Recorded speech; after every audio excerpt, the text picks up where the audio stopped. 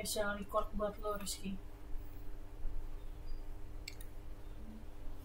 Assalamualaikum warahmatullahi wabarakatuh. Selamat siang teman-teman. Perkenalkan, nama saya Laodezat Rizky dengan NIM 184190245. Saya dari Prodi Vkom UPI. Hari ini saya akan membahas tema saya, terutama sebagai bentuk kampanye dari saya mahasiswa sendiri untuk mengadakan yang namanya giat vaksin atau mungkin siap vaksin. Baik, ini adalah slide saya. Oke, di sini latar belakang saya adalah di awal 2020 lalu masyarakat Indonesia bahkan dunia dihebohkan dengan suatu wabah yang menjadi pandemi, yaitu COVID-19 dengan penyebaran yang luas sehingga WHO menetapkan kasus wabah ini menjadi pandemi karena hampir di seluruh dunia merasakan dampaknya. Setelah setahun lebih, yang kita tunggu-tunggu dari penyelesaian dari masalah ini akhirnya datang juga, yaitu vaksin yang dianggap mampu untuk mengurangi resikonya terpapar dari wabah ini. Namun masih banyak masyarakat di Indonesia yang menolak untuk melakukan vaksinasi, sehingga saya tergerak untuk mengajak masyarakat untuk melakukan vaksinasi.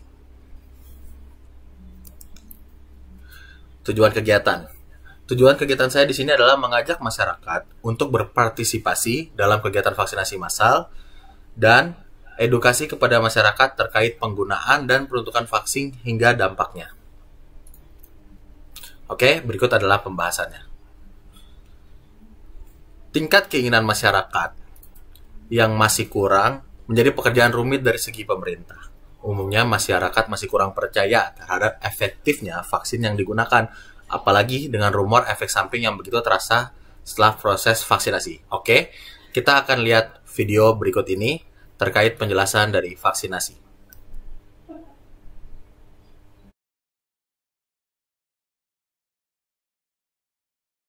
Sekitar 4 bulan setelah kita rilis video mengenai kapan vaksin corona datang, akhirnya vaksin corona pun datang. Namun, jika kalian perhatikan di berita, terdapat berbagai macam tipe vaksin corona.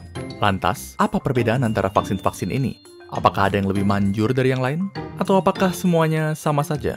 Untuk menjawab semua pertanyaan tersebut, mari kita simak dalam video ini.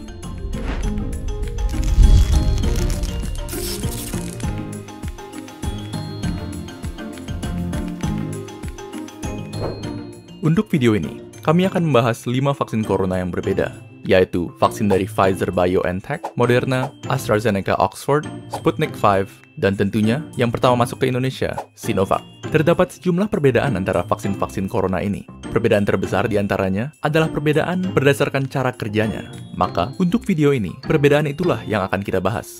Namun, sebelum membahas perbedaan cara kerja vaksin, ada baiknya kita memahami terlebih dahulu bagaimana sebenarnya tubuh manusia melawan virus dan menciptakan kekebalan. Ketika virus atau apapun yang bersifat asing memasuki tubuh manusia, sistem imun kita akan menyerangnya.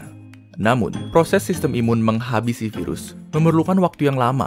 Karena, untuk mengalahkan infeksi, sistem imun kita harus mencari tahu cara untuk melawannya terlebih dahulu. Sementara proses ini berlanjut, virus akan terus menyebar dan berlipat ganda, dan tubuh yang terinfeksi akan jatuh sakit. Akhirnya, setelah sistem imun tubuh berhasil menghabisi virus, dia akan terus mengingat cara untuk melawannya. Sehingga, jika virus yang sama datang lagi, tubuh kita sudah siap menghadapinya. Jadi pada dasarnya, bisa dikatakan bahwa cara kerja semua vaksin itu relatif sama, yaitu untuk memberi sistem imun kita strategi perlawanan virus tanpa harus melawan virusnya secara langsung. Meskipun demikian, cara menyampaikan strategi perlawanan tersebut berbeda-beda untuk tiap vaksin. Kita mulai dengan Sinovac, vaksin COVID-19 buatan Cina yang menggunakan metode inactivated virus atau virus yang dinonaktifkan. Metode ini menggunakan virus COVID-19 yang sudah dibunuh yang kemudian dimasukkan ke dalam tubuh manusia. Walaupun nonaktif dan tidak dapat menyebar, sistem imun tetap akan menanggapinya dan mempelajari cara melawannya. Namun, respon dari sistem imun mungkin saja tidak seampuh jika melawan virus yang masih hidup. Oleh karena itu, tipe vaksin seperti ini memerlukan beberapa dosis supaya efektif. Selanjutnya, terdapat vaksin dari AstraZeneca dan Sputnik V yang menggunakan metode viral vector. Berbeda dengan metode virus non-aktif, metode ini menggunakan virus yang masih hidup namun relatif lebih lemah, seperti adenovirus yang menyebabkan pilek. Virus lemah tersebut kemudian digunakan sebagai tumpangan bagi materi genetik COVID-19 yang akan digunakan oleh sistem imun untuk menciptakan kekebalan tanpa harus mengekspos tubuh terhadap bahaya dari virus corona yang asli. Dan selanjutnya, metode yang paling banyak dibicarakan dan yang termutakhir di antara vaksin-vaksin yang ada, yaitu vaksin mRNA yang digunakan oleh Pfizer dan Moderna. Cara kerja vaksin ini lumayan keren, jadi dengarkan baik-baik. Di dalam COVID-19, terdapat suatu protein yang sangat penting. Protein ini digunakan oleh COVID untuk memasuki sel tubuh manusia dan membuatnya lebih mudah menular. Anggap saja ini sebagai senjata yang membuat COVID terlalu overpowered. Nah, logikanya adalah, jika kita dapat membuat tubuh kebal terhadap protein ini, maka tubuh akan kebal terhadap COVID-19 secara keseluruhan. Yang dilakukan oleh peneliti vaksin adalah mengambil bagian dari DNA COVID yang mengandung blueprint untuk protein ini, dan kemudian merubah blueprint tersebut menjadi instruksi bagi sel tubuh untuk membuat proteinnya. Instruksi ini dikenal sebagai mRNA, dan mRNA inilah vaksinnya. Lalu, mengapa kita ingin sel tubuh membuat protein ini? Bukannya itu berbahaya? Tidak sama sekali.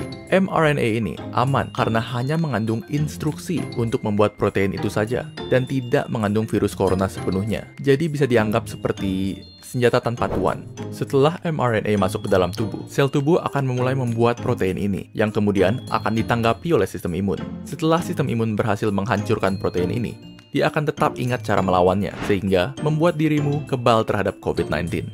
Pada akhirnya, video ini bukan bertujuan untuk membujuk Anda memilih salah satu vaksin. Karena bagi kebanyakan orang, vaksin mana yang kita dapatkan sudah di luar kendali kita. Yang perlu kalian ketahui adalah vaksin yang kini disiapkan untuk penggunaan massal telah melalui tahapan pengujian intensif untuk menjaga keamanan dan keefektifannya. Dan fakta bahwa kita sudah bisa mendapatkan sekian banyak vaksin dalam waktu tercepat dalam sejarah manusia sudah merupakan sisi terang dalam tahun yang sangat kelam. Tentunya, semua ini dapat terjadi berkat beribu-ribu tenaga medis, saintis, serta peneliti yang bekerja non-stop sejak pandemi dimulai.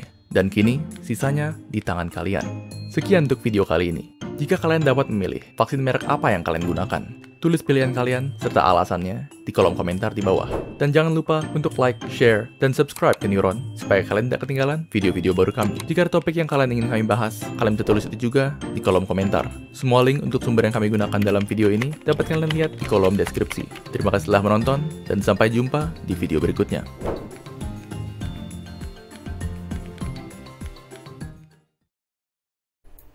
Oke, berikut tadi video yang saya tampilkan.